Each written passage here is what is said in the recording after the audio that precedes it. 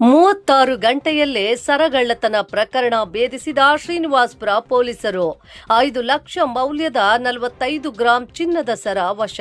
ಶ್ರೀನಿವಾಸಪುರ ತಾಲೂಕಿನ ಯಲ್ದೂರು ಗ್ರಾಮದ 80 ವರ್ಷದ ಮುನಿಲಕ್ಷ್ಮಮ್ಮ ಅವರ ವಿಶ್ವಾಸ ಗಳಿಸಿ ಸುಮಾರು 5 ಲಕ್ಷ ಮೌಲ್ಯದ 45 ಗ್ರಾಂ ತೂಕದ ಬಂಗಾರದ ಮಾಂಗಲ್ಯ ಸರ ಕಳವು ಮಾಡಿದ್ದ ಪ್ರಕರಣವನ್ನು ಶ್ರೀನಿವಾಸಪುರ ಪೊಲೀಸರು ಕೇವಲ 36 ಗಂಟೆಗಳಲ್ಲೇ ಭೇದಿಸಿದ್ದಾರೆ.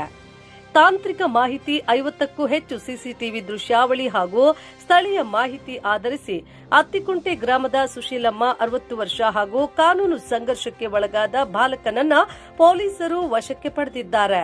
ಆರೋಪಿಗಳಿಂದ ಕಳುವಾದ ಚಿನ್ನದ ಸರ ಹಾಗೂ ಕೃತ್ಯಕ್ಕೆ ಬಳಸಿದ ದ್ವಿಚಕ್ರ ವಾಹನವನ್ನ ವಶಪಡಿಸಿಕೊಳ್ಳಲಾಗಿದೆ.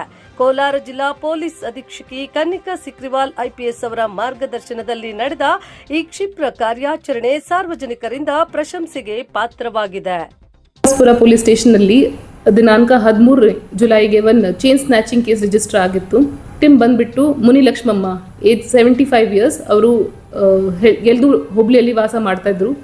ಸುಮಾರು 12 ಗಂಟೆಗೆ ಯಾರು ಬಂದು ಮನೆಯಲ್ಲಿ ನುಗ್ಗಿ ಜೊತೆಗೆ ಊಟ ಮಾಡಿಕೊಂಡು ಹೋಗುವ ಟೈಮಲ್ಲಿ ಚೈನ್ ಕಿತ್ಕೊಂಡು ಹೋಗಿದ್ದಾರೆ.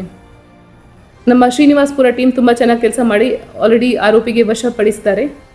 ಅದರಲ್ಲಿ ಮೇನ್ ಆರೋಪಿ ವಿಕ್ಟಿಮ್ದು ಬಿಗರು ಆಗ್ತಾರೆ. ಸುಶೀಲಮ್ಮ, ಅತ್ತಿಕುಂಟೆ ಗ್ರಾಮಿಂದ. ಅವರು 65 ಇಯರ್ ಓಲ್ಡ್ ಲೇಡಿ. ಮೈನರ್ಗೆ ಹೈರ್ ಮಾಡಿದ್ರು ಫಾರ್ 5,000 rupees ಇದು ಎಕ್ಸಿಕ್ಯೂಟ್ ಮಾಡಲಿಕ್ಕೆ. ಆ ಮೈನರ್ಗೆ ಕೂಡ ನಾವು ಹಿಡಿದಿದ್ದೀವಿ.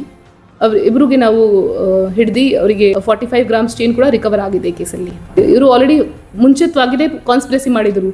ಸುಶೀಲಮ್ಮ ಇವರಿಗೆ 5,000 rupees ಪ್ರಾಮಿಸ್ ಮಾಡಿದರು ಮೈನರ್ಗೆ. ಸೊ ಅವರು ಮನೆಗೆ ಹೋಗಿ ಸುಮ್ಮನೆ ಕಿತ್ಕೊಂಡು ಚೈನು ಕೊಟ್ಟಿದ್ರು ಸುಶೀಲಮ್ಮಗೆ.